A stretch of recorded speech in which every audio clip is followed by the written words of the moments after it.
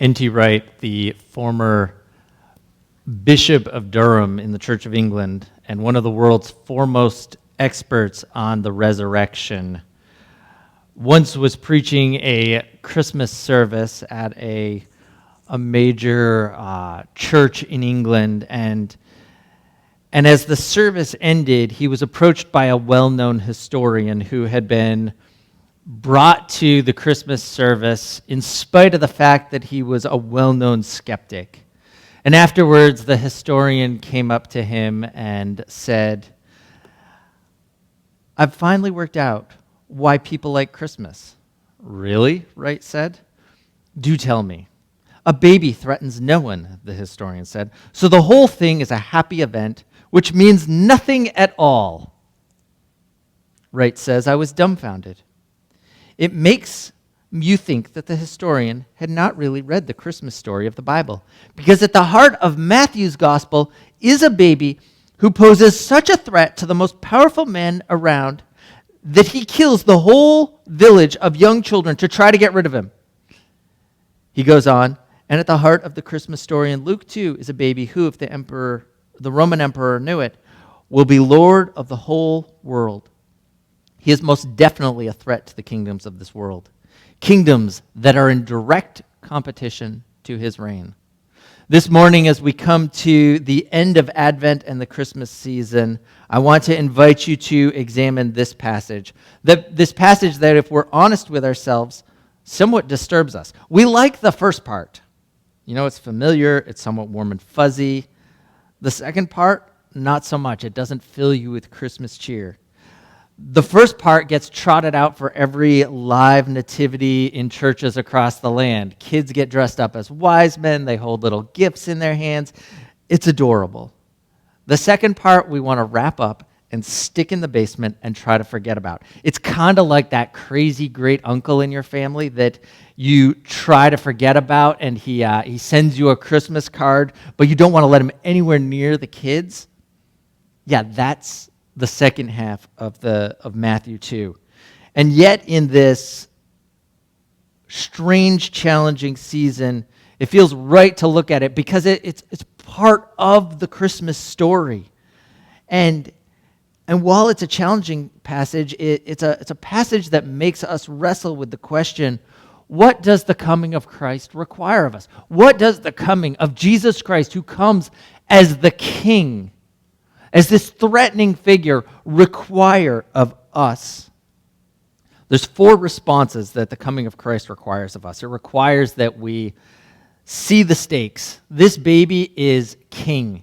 It requires that we bow in worship. It requires that we embrace the battle, and it requires that we live with joyful hope. The first response is that we see the stakes. When you look at this chapter, we see that Matthew makes the stakes clear in 3 different ways. First, he tells us about the coming of the Magi. We're told, "Now after Jesus was born in Bethlehem of Judea in the days of Herod the king, behold, wise men from the east came to Jerusalem, saying, 'Where is he who is born King of the Jews? For we saw his star when it rose and have come to worship him.'" Now, this week, there's been a lot of conversation about the conjunction of Jupiter and Saturn in what's called by some the Christmas star. Personally, I don't have a clue whether or not it was the star. It's one theory. It's a good one. There was a conjunction around 7 BC, which is around the time of the birth of Christ, and this conjunction is really rare. On top of that, if you look back at the story, you see that the star only put the wise men in the general vicinity initially. So maybe, but to be clear, we're just speculating. You know, there's other ideas that are suggested as well. Some think it was an angel. Some think it was a star exploding, which happened around that time frame. Some think it was a comet. Some think that there was a miraculous occurrence that we're just never going to see again. Some even suggest it was the pillar of fire from the Exodus. I don't know. But here's the thing I do know. The birth of Christ happens, and when it happens, something happens, and that is a signal to the Magi. Now, who were these Magi? who were these people who show up? To look at that, we need to just step back for a second. There's a lot of things that have grown up around the Magi. People say, well, there's 3 wise men, and some names have been created for them over the years. They were named Balthazar, Melchior, and Caspar somewhere down through the ages, and people look and say, well, they brought 3 gifts, so there must have been 3 of them, But here's the thing. Once you get by all the stuff that people have created around, we actually see that these guys are super serious, and this is a big deal that they show up. A trip into the history books helps paint a picture of who these people were. They were not cartoon figures. They were serious men. The Magi were members of an Eastern priestly group descended from a tribe originally associated with the Medes and the Persians who defeated the Babylonian Empire. According to Herodotus, they first appeared around the 7th century in the Median Empire, and by the time of the birth of Jesus, they were an ancient priestly caste dwelling within the Parthian Empire, and they practiced astrology and were adept at interpreting omens and dreams. And they formed the upper house of the Council of Magistines, which was a group similar to our Senate, in the Parthian Empire. And their duties included the selection of the king. Put another way, they are important government officials and a major enemy of Rome. If you look at a map of the ancient world, in the time of the birth of Christ, you see that they were an empire that spanned from the edge of Rome's territory all the way almost to the border of India. The Parthian Empire was huge, and Rome and Parthia had tangled. Marcus Licinius Crassus, the man who defeated Spartacus and the richest man in Rome, who, along with Pompey and Julius Caesar, made up the first triumvirate of Caesar's life, had taken an army of 80,000 people into Parthia to try to defeat it, and he got crushed, absolutely crushed.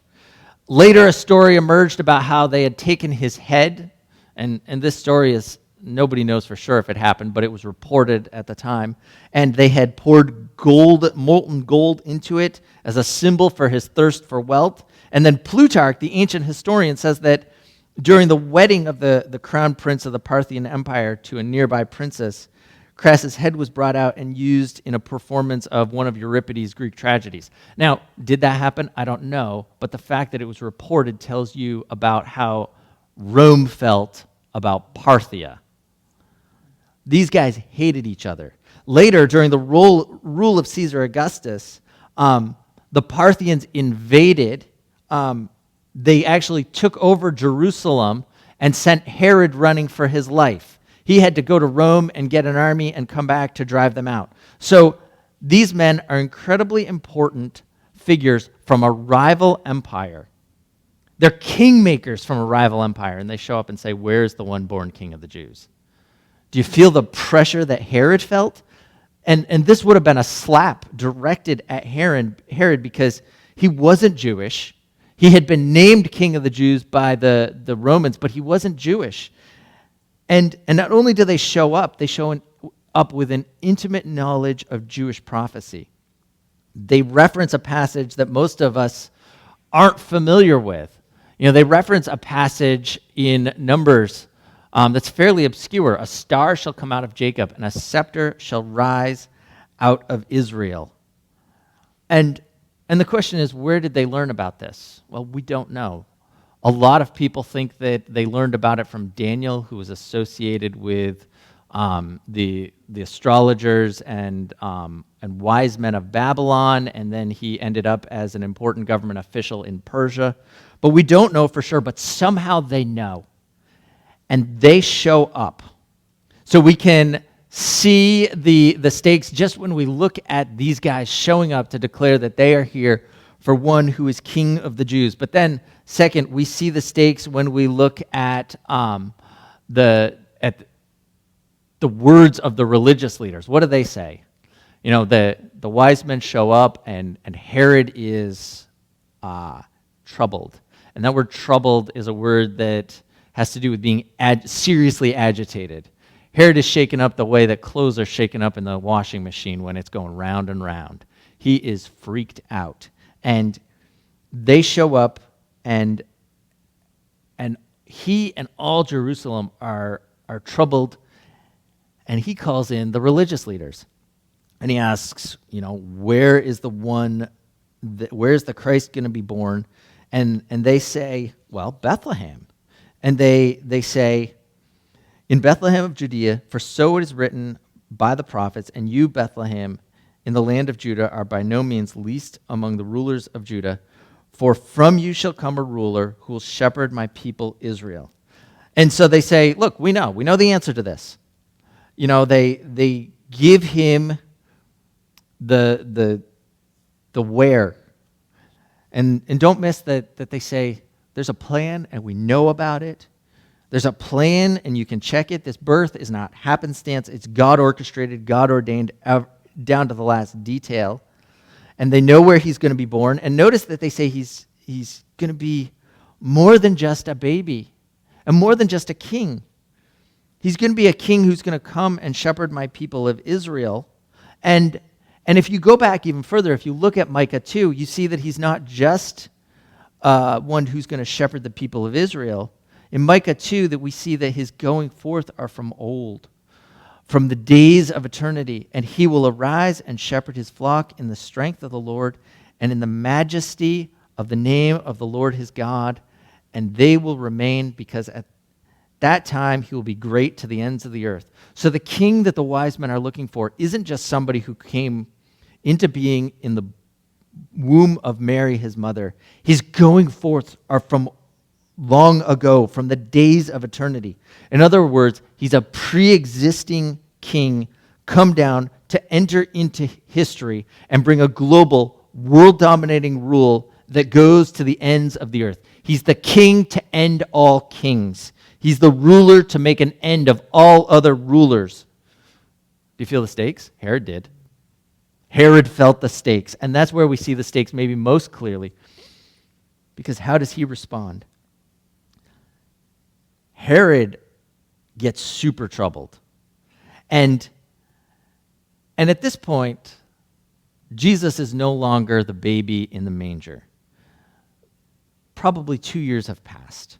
That Herod makes the calculation of 2 years. At this point, he's gone to the temple. Simeon has sang over him. His parents have moved into a home. Notice verse 8 says that the Magi came to the house. So some time has passed. And then Herod finds out, and he begins to try to work out the when and the where to kill Jesus. Now, about here, people say, did this really happen? There's no independent record of this. Nowhere outside of the Bible does it talk about the slaughter of these innocent babies.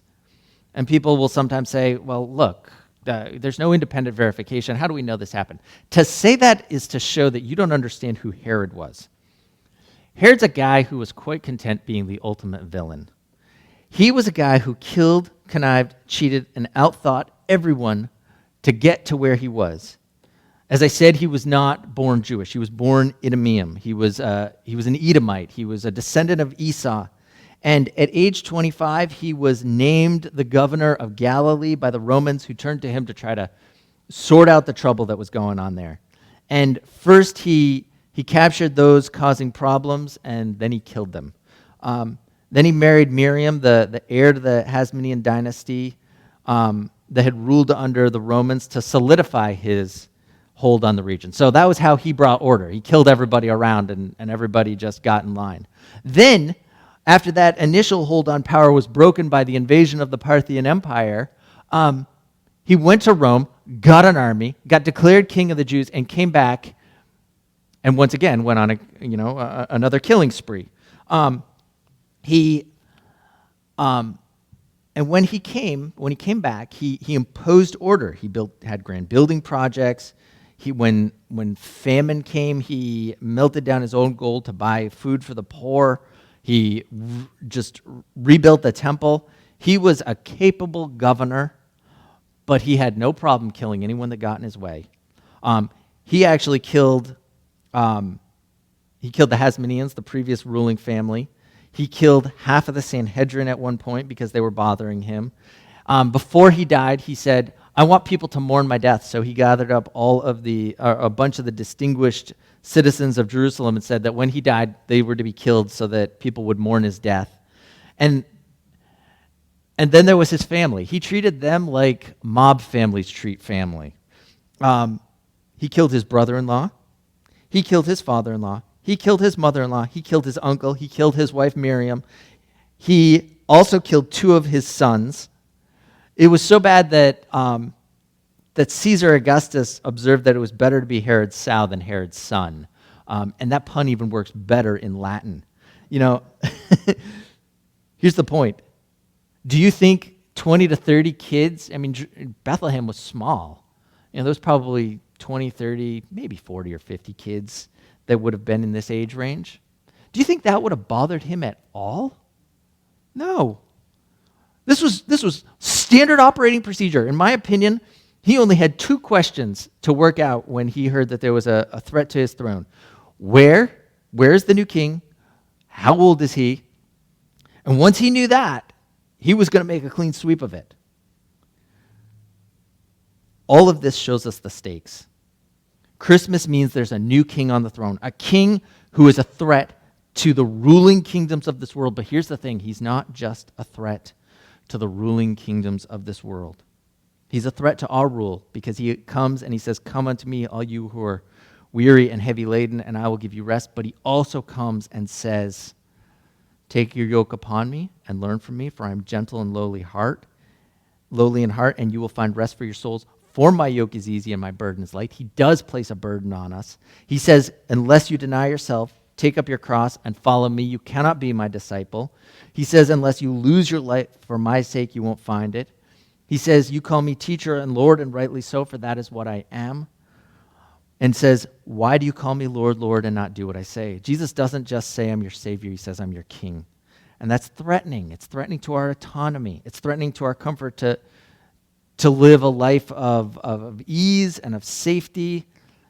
He's calling us to live for him no matter what the cost, and that's uncomfortable. He doesn't just threaten Herod. He threatens everybody. And while our kingdoms may not be as big and as impressive as Herod's, every one of us has stuff they're trying to protect and places where they're trying to rule. We want to be the kings of our life. Like Adam and Eve, we want to run our own life. And he comes and says, I'm king. And it's worth noting that you cannot be apathetic to this. John Stott points out in one of the sections of Basic Christianity that nobody who ever met Jesus Christ ever responded moderately to him. There's only 3 things you see people do when they see or meet the real Jesus.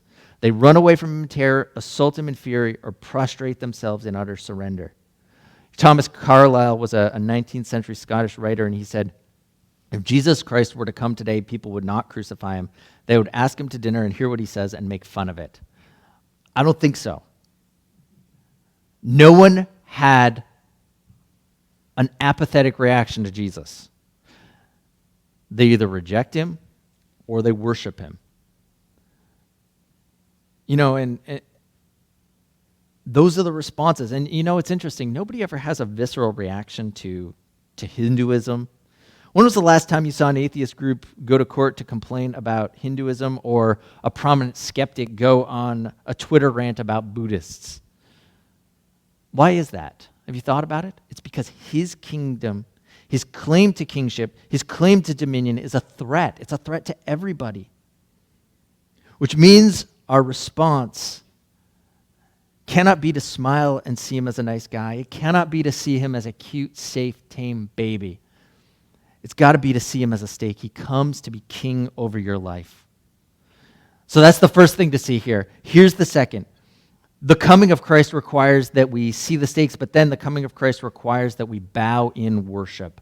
It requires that we bow in worship. And notice how you see this made clear here in the Gospel of Matthew. Not once, not twice, but 3 times Matthew uses the word worship.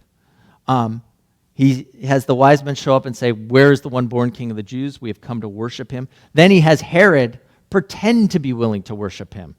And then finally we see that they find Jesus, they come to Jesus, and they worship. And this is actually eye-popping if you think about who Matthew is writing to. Each one of the Gospels was written with a different audience in mind. The book of Mark is fast. It was written for the Romans. They liked their details tight. They liked their strikes thrown fast. The Greeks liked the details, and Luke writes like a historian for the Greeks. Matthew's written for the people of Israel. There's a ton of focus on Israel and Jesus being the promised Messiah. And here, what do we see?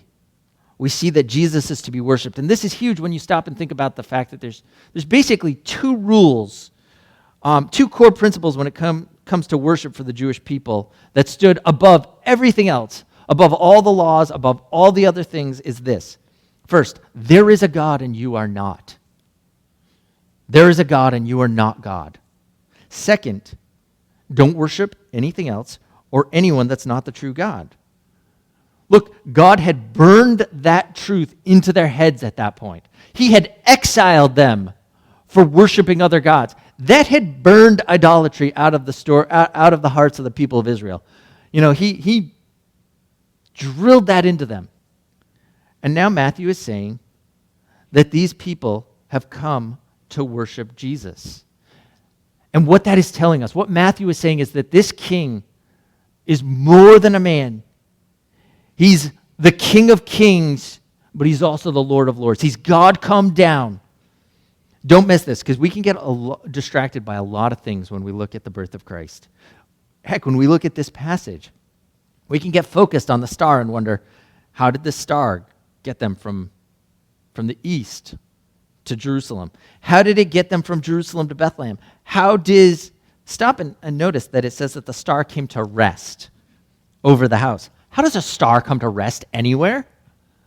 Look, you can go on and getting lost in the questions and miss the point. The point is that Jesus is worthy of worship.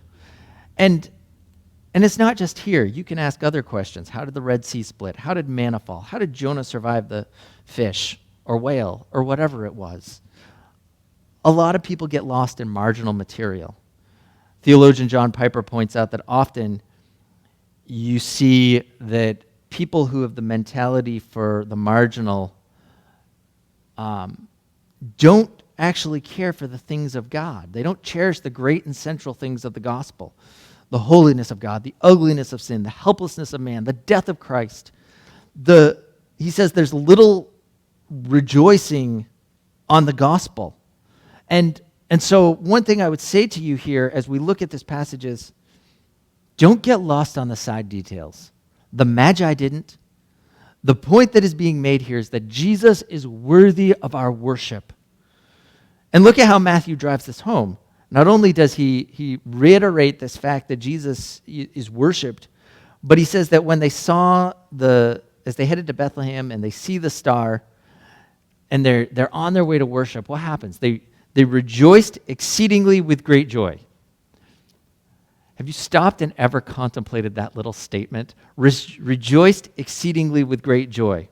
That's like a quadruple way of saying they rejoiced. It's like, there's emphasis and then there's emphasis. This is emphasis. And Matthew's point is that they are joyful about the fact that they get to worship. And then they come into the presence of Jesus, and what do? They bow down and they worship and they give gifts, gold, frankincense, and myrrh. Now, what did Mary and Joseph do with these treasures? We don't know for sure, but we can do a little equation. We can do a little thinking, Young couple, poor, broke, given really amazing gifts and treasures as they're about to make a run for Egypt. I'm guessing they lived on it. But we don't know, but that's actually not the point. The point is the Magi come and give adoration and glory to Jesus. They show that they treasure him, they value him, they direct their allegiance to him. And that before we move on, I just want to say this truth brings a few implications before us. First, the first implication is that it means that you and I must be people who bow in worship personally. It's not just that he is to be worshiped generally. You and I and every one of us must be people that worship him personally.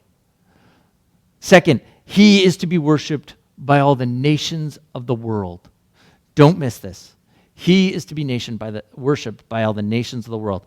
Here are these people from what would feel like the ends of the world to Jewish people. And they come and they bow down and worship. Jesus is to be worshipped by all the nations of the world. And then third, you personally should not just be somebody who worships, but this truth should give you a passion for the advance of his worship. This should give you a passion for the advance of the worship of Jesus Christ. Charles Spurgeon wrote that those who look for Jesus will see him. Those who truly see him will worship him. Those who worship him will consecrate their substance to him. Does the coming of Christ give you a passion for the advance of his worship? Does it bother you when he's not worshiped? Henry Martyn was a missionary to the Middle East, and he famously had an encounter with a Muslim friend who showed him a picture of Jesus bowing down in worship to Muhammad. And all of a sudden, he got troubled, and his Muslim friend said, "Why are you so troubled?" And Martyn said, "I could not endure existence if Jesus Christ were not glorified. It would be hell to me if he were so dishonored as you have dishonored him. That's blasphemy to be speaking of Jesus bowing to another." And here's what was going on. He lived for the day when every knee would bow and every tongue would confess that Jesus Christ is Lord. And the thought of Jesus bowing to someone else instead of every knee bowing to him troubled his soul. And let me just say this, shouldn't it be the same for you? Shouldn't it be our heart's desire that Jesus would be worshiped to the ends of the earth, starting in Salem? That's why we do evangelism. That's why we fund outreach. Because we want Jesus to be worshiped, to be valued, to be delighted in, to be made much of. His coming should give you a passion for the advance of his worship. It should lead you to worship. It should lead you to see that he is to be worshiped by all the nations of the world. And it should give you a passion for the advance of his worship. So the coming of Christ requires that we see the stakes and we bow in worship. But then it also calls us to embrace the battle.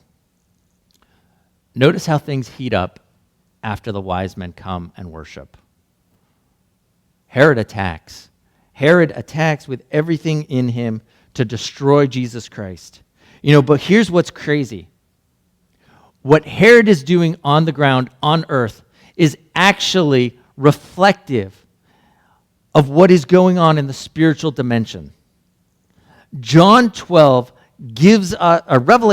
gives us a spiritual perspective on this passage. There we see that John writes about a great and wondrous sign appearing in the heavens. He says that a woman clothed with the sun, with the moon under her feet and a crown of 12 stars appears on her head, and she's pregnant and she's crying out in pain and she's about to give birth. And then another sign appeared in heaven, an enormous red dragon with 7 heads and 10 horns and 7 crowns on his head. This is Satan. And this dragon stands in front of the woman who's about to give birth so he can devour her child. And she gives birth to a male son, a male child who will rule all the nations with an iron scepter, and her child is snatched up to God and to his throne. The woman then flees out into the desert, and Satan attacks, and there's war in heaven, and Michael and his angels fight against the dragon, and the dragon is cast out of heaven, and he's hurled to the earth, and then John says, I heard a loud voice saying, "Now come the salvation and power and the kingdom of our God and the authority of his Christ. For the accuser of our brothers who accuses them before God day and night has been hurled down. They overcame him by the blood of the Lamb and by their word of the testimony. They do not love their lives so much as to shrink from death. Therefore rejoice, you heavens, and you who dwell in them. But woe to the earth and to the sea, because the devil has gone down from you. He is filled gone down to you. He is filled with fury because he knows that his time is short. When the dragon saw that he was hurled down, he pursued the woman who gave birth to the male child, and then she is protected. And then we're told that when the dragon can't get the woman, the dragon was enraged at the woman and went off to make war against the rest of her offspring, those who obey God's command and hold to the testimony. Now, everything you see in Revelation 12 is it's like 3D high def imagery. When you go to a 3D movie, and like things are popping out of the screen at you, that's kind of what reading Revelation 12 is like. But that's the spiritual view of what's going on in Matthew 2. There's a war. Satan's attacking. And then we're told that the dragon's enraged at the woman and goes off to make war against her offspring. And what Matthew tells us about and Revelation 12 tells us about is the fact that there's a spiritual war going on, a war that started before the garden, and we got sucked into it, and Christ has come to end it. And the picture of his birth in Revelation is of a woman, is of the dragon coming to devour him, and that's the story of all Israel, but ultimately it comes to a head in Herod's action attempting to kill Christ. There's a war going on, and to be a Christian is to know that this war is going on. And that calls us to do something. It calls us to embrace the battle, to see that the battle exists and embrace it, to step into it knowing that to follow Christ is to be called and drawn into this battle. And that's sobering to most of us because most of us don't like to think of life being a spiritual battlefield. And yet, what this is saying, what the passage in Matthew and the passage in Revelation tell us, is that Christmas doesn't just bring peace, it also brings strife. The armies of Satan don't want to surrender to the king. Through the cross, he won. He came and he died and he rose, and through the cross, he won. And he defeated the devil. Satan is defeated. Jesus has won. And yet, just as there's skirmishes after a war is over, as holdouts still fight on, so Satan continues to struggle. And we shouldn't miss this. Because to become a Christian isn't to step into a magic circle of protection. It's to be drawn into a battle, and there's sometimes discouragement and doubts and trials and pains that come with it. And to follow Christ is to expect these things. It is. Don't be surprised by this. C.S. Lewis pictured the Christian life this way. He said that we are in enemy-occupied territory. That is what the world is. And he says, Christianity is the story of how the rightful king has landed, and you might say landed in disguise, and is calling all of us to take part in the great campaign of sabotage. When you go to church, you're really listening in to the secret wireless from our friends. That is where we live. And in light of that, we should not be shocked by hardship. We are on the battlefront. And we don't fight with the weapons of the world. We don't fight with the weapons of anger and hate and power. We fight with love and mercy and the word of God, the sword of the Spirit. And we fight on our knees and with holiness. But we fight. And as we do, we fight knowing that the reality is to follow Christ will bring persecution and hardship. 1 Timothy tells us that all who desire to live a godly life in Christ Jesus will be persecuted. That is the reality that the Bible makes clear. And here's why. Because just as Jesus Christ attracts and repels, so we too will attract and repel. To look at the Christmas story and to look at the life of Christ is to see two reactions. First, you see shepherds and wise men coming, and they're attracted to Jesus, and they come and they worship him. And yet, you also see Herod, and you see the religious leaders. The religious leaders kind of have this apathetic blah response. Herod is much more antagonistic, but both of them have a negative reaction. And if the life of Christ comes into you, it's going to do two things at the same time. It's going to push people away, and it's going to draw people in. And we should expect that. And that means that there's going to be persecution and hardship. And now I just want to say something. If you're always pushing people away, something's wrong. And if you're never pushing people away, something's wrong. So if you're always living a life that, where you just, people are, if you're like, I'm always being persecuted, I'm just coming forward with truth, and I'm just speaking truth, and I'm always making people upset, it may be that you're just rude and a little self-righteous and insensitive, and maybe you're picking up the norms of social media and living them out in your day-to-day life. But here's the thing, if you're never repulsing people, if people never come close to saying anything about the fact that they see Christ's life in you and you're talking about Jesus Christ, if nobody ever is bothered by your witness, you might want to ask why. If you're always being persecuted, unlike Jesus, or if you're never being persecuted, unlike Jesus, you're unlike Jesus.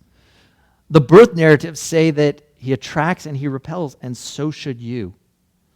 And if you don't, you're not living like him. Don't doubt this. Before I move on, I just would say this. Don't doubt that this battle is raging. To look across the global church and the global world is to see this battle raging in living color. Just this week, I saw a Christian publication report on China seizing children from Christian parents and threatening to send them to re-education camps. But it's not just China. One Washington Post writer observed a couple years ago that in some parts of the world, Herod's massacre of the innocents is a living tradition. It seems like year after year, the headlines, or maybe the back page, because it never really makes the headlines, tell of brutality and intolerance and an attack on the church at Christmas. And it's out of the headlines with COVID, but don't doubt that this battle is raging still. Second, don't be surprised if things get harder in the United States. And I don't just say this, as I look at election results, I say this because to look at our nation is to look at the fact that it has become more defined, and Christianity is there's the rise of the nuns, and Christianity is becoming far less of a presence, and to many it doesn't just seem like Christianity is something that is strange or different, but we've gone through a moral inversion in this nation. At one time it was like you could, it was easy to believe and hard to not believe. Now we're at a point where it's hard to believe and easy to not believe, and for many, they look at the claims of Christianity and they actually don't just see them as something they disagree with, but they see them as wrong. And so don't be surprised if persecution rises. Don't be surprised if things get harder here. Jesus says to expect that. If we look like Jesus, there will be persecution. So just know that truth. And yet, in the face of that, my encouragement to you is embrace the battle and live for Christ. Live for Christ knowing that he is the King who comes and is worthy of worship. There's one more thing I would say here as we move forward. So we see that there's a spiritual battle happening, and yet in the midst of this, we are called to embrace the battle. I would say also, live with joyful hope. The coming of Christ requires that we see the stakes, we bow in worship, we embrace the battle, and we live with joyful hope. And we see this joyful hope popping up in a couple of ways. First, what do we see right down, all the way tracking through here, but you see it especially down at the end. This was to fulfill what the Lord had spoken by the prophet, out of Egypt I called my son. And then down at the very end, you see a voice is heard in Ramah, weeping and loud lamentation, Rachel weeping for her children. That then was fulfilled, the words that were spoken by the prophet Jeremiah. And then further down, there's a fulfillment again. He shall be called a Nazarene. And so you have these things, you're like, check, check, check. God is keeping his word. God is keeping his word. And in the midst of this, you see this terrible tragedy. You see the babies killed. But what is that pointing us to? It's pointing us to the fact that while the sword doesn't get Jesus this day, there's a sword coming. A sword of judgment. A sword that that our first parents brought on all of us, the sword of God's judgment on sin. And Christ comes and he takes that sword and he does so that you and I don't have to. And he goes to the cross and dies. You know, and the fact is that even the gifts that are given are a pointer in some way to the fact that he comes to die. You know, Origen wrote in the 4th century, gold to a king, myrrh as one to die, incense as to gold. Myrrh was used for the preparation, for the care and the anointing of dead bodies. Another writer said, gold from the veins of the earth he brings, red gold to crown the King of Kings, power and glory here behold, shut in a talisman of gold. Frankincense from those dark cans was gathered in the eastern sunrise lands, incense to burn both night and day, to bear the prayers a priest will say.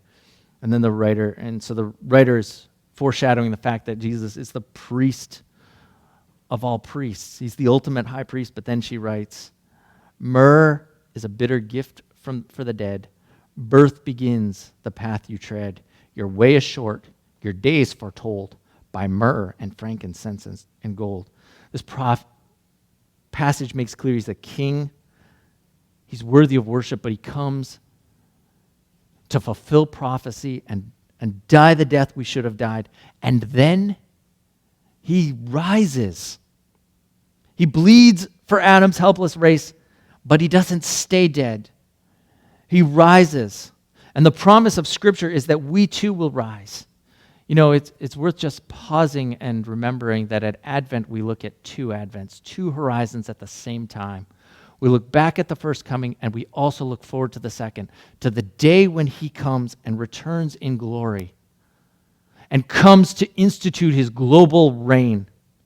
And in light of that, we live with hope. We live with joyful hope, knowing that someday he's going to come back to judge the living and the dead and set all things right, and do so without bringing his judgment on us, but instead giving us his blessing. Comes to make his blessings flow far as the curse is found. Don't miss this. He is the one that is worthy of our worship, and therefore we live with joyful hope. You know, that historian was wrong. He said a baby threatens no one, so the whole thing is a happy event that means nothing at all. Yeah, right. Herod knew. This baby threatens everyone, which is why his birth means everything, and we must worship him. Let's pray.